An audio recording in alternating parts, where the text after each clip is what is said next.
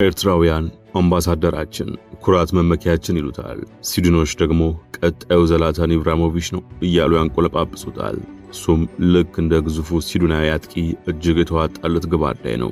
የዘር ሐረጉ ደግሞ ከኤርትራ ይመዘዛል። ከኤርትራውያን ቤተሰቦች ውስጥ ስዊድን ውስጥ የተወለደው አሌክዛንደር ኢሳክ አሁን በእንግሊዝ ፕሪሚየር ሊግ እጅግ ውጤታማ ከሚባሉት የፊት መስመር ተጫዋቾች መካከል አንደኛው ነው። በኒውካስል ዩናይትድ ቤት እጅግ አስደናቂ ጊዜን እያሳለፈ የነበረው ኤርትራዊ አጥቂ ለሌላ አስደናቂ ታሪክ ሊቨርፑልን ለዛውም የእንግሊዝ ፕሪሚየር ሊግ አዲስ ክብረ ወሰን በሆነ ዝውውር ዋጋ ተቀላቅሏል። በዚህ በኩል ኢሳክ ኳስ ተጫዋች ብቻ አይደለም፣ ኤርትራውያን የመቻል ምልክታችን፣ በዓለም አደባባይም አምባሳደራችን ሲሉ ይጠሩታል። ብዙ ኤርትራውያን ታዳጊዎችም እሱን አይተው ነገ ትልቅ ደረጃ ለመድረስ በአካባቢያቸው ኳስ ያንከባልላሉ።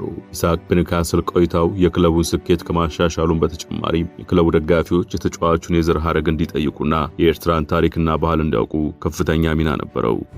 It's finally happening. Isaac to Liverpool was destined. Goodbye Newcastle.